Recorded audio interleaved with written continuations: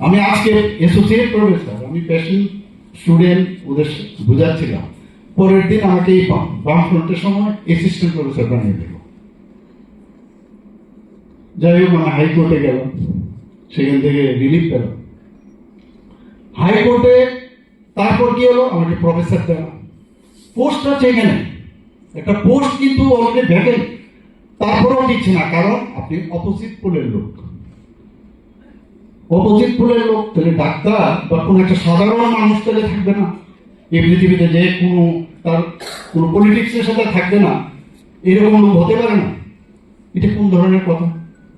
ওই তারপরে এই যে অসাধারণ হওয়ার জন্যই ভারতীয় জনতা পার্টিতে আমার বাধ্য হয়ে জয়েন করতে হবে।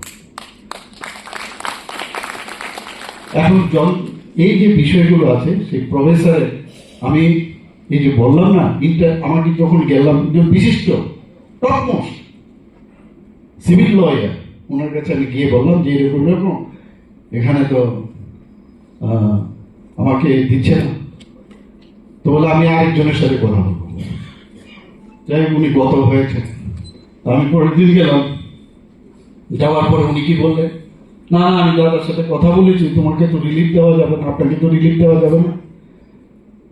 তারপর উনি কিন্তু একটা ড্রাফটিং করতে, তোমার উপর যে ইনজাস্টিস হচ্ছে এটা তো কোর্ট তো বুঝবে নিশ্চয়, ইনজাস্টিস যে হচ্ছে।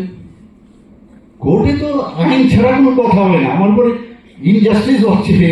ওই হিন্দি সিনেমার মধ্যে আমরা দেখি এগুলো, যে একদম এমন জাজ দিল আর সব বাইরের লোক তালি বাজাচ্ছে, এরকম আমরা দেখি। কিন্তু লতে এত যে পুরো, আমি সাপোজ টপার ছিলাম কলেজে, পুরো দিলাম, এতগুলো সার্জারি করেছে, মোটা, আমাকে এক অ্যাডভোকেট বললো যে একদম আপনার গলাটার মধ্যে ধরতে হবে, একটু মোটা মোটা দিয়ে লাভ হবে না, একদম গলা মানে টু দ্য পয়েন্ট।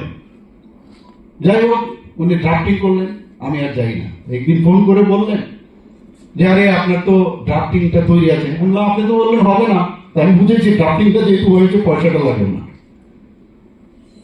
আমি বললাম যে ঠিক আছে ঠিক আছে, আমি আসছি। আমি বললাম যাবো যখন একটু নেট দেখি বসে বসে, তো নেটে গিয়ে দেখলাম যে ইনডিসক্রিমিনেশন যদি হয়, সাপোজ একটা পোস্ট প্রফেসরের পোস্ট বা যে একটা মানে বের করলাম যে brigadier versus government of India, brigadier সে জিতেছে, যে যদি দেখা যায় এমপ্লয়ার একটা পোস্ট আছে, আর আবার বলা হয়েছে যে তোমার এটা কিন্তু রাইট না, promotion is not your right, right of the employer. তো যাই হোক, আমি তো বললাম ঠিক আছে, আইন যখন বলছে। তো এটা বসে বসে যখন দেখলাম ওই রিপোর্টটা, আর আমাদের পক্ষে অসুবিধা এই রিপোর্টটা বের করা, কারণ অ্যাডভোকেটের সাথে এটা বোধ হয় এটা মানে ওরাই একমাত্র এটা বের করতে পারে। তো আমি এক জায়গায় একজনকে ধরে আমি এটা বের করলাম।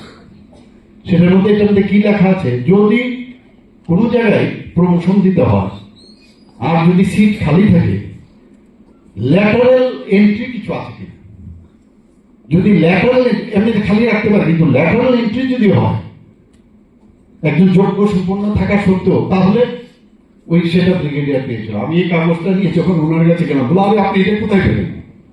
বিশ্বাস করুন, এই ইনডিসক্রিমিনেশন যে বিষয়, এবং আমি দেখালাম 2-3 জনকে এর মধ্যে এনেছে।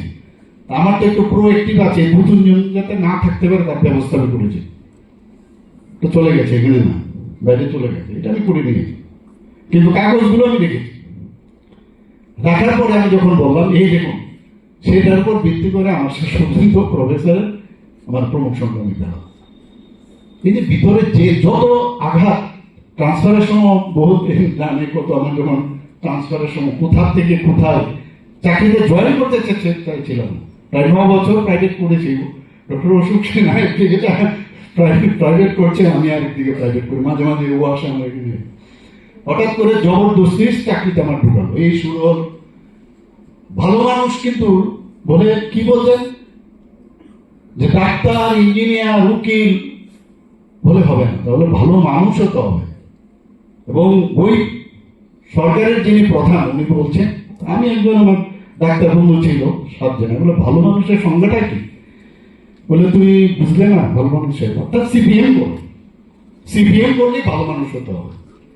মানে এই যে একটা অরাজকতা অবস্থা, খিচুড়ি কমিটিরও যদি কেউ হয় সেখানেও ওদের লোক থাকতে হবে, ক্লাবের মধ্যেও তাদের লোক থাকতে হবে। Congress have miss the train, তারা কিন্তু হারিয়ে ফেলেছে, আর ওই স্টেশনই আছে। আর ভারতীয় জনতা পার্টির নেতৃত্বাধীন সরকার এত স্পিডে যাচ্ছে, ডাবল ইঞ্জিনের সরকার, ধরতেও পারবে না কোনোদিন। ওই মাঝে মাঝে ফোনে কথা বলবে, কেমন আছো, ভালো আছো কিনা, দেখলাম যে মনে হয়েছে আজকে আর উল্টা পাল্টা আসছে, এরকম মানে ফোনের পলিটিক্স এখন দেখছি। তো এইভাবে তো চলবে না। আমরা তো ডেলি ডেভেলপমেন্টের বিষয়ে অলরেডি কথা বলেছে, কতগুলো ডেভেলপমেন্ট আমরা করেছি ত্রিপুরাতে, এই বিষয়ে আমি নাই গেল।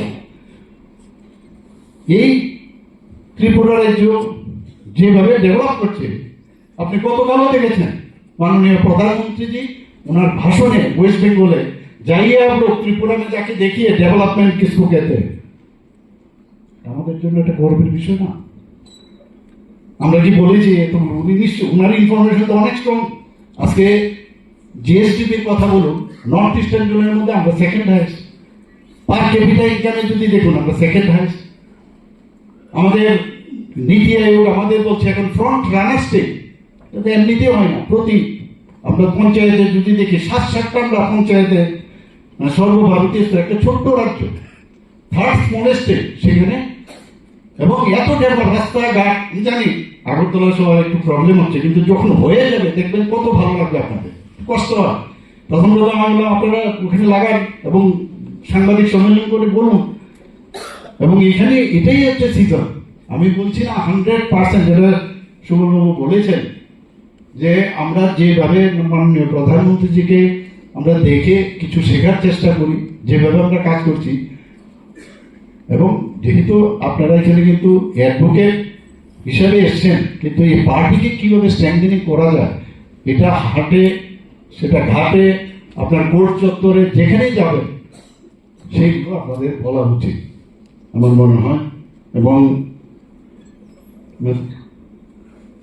এখানে একটা মানে স্বামী বিবেকানন্দের যে একটা কথা বলে, আমি এখন যে নতুন যে আইন হয়েছে সে বিষয়ে আমি নাই গেলাম, প্রচুর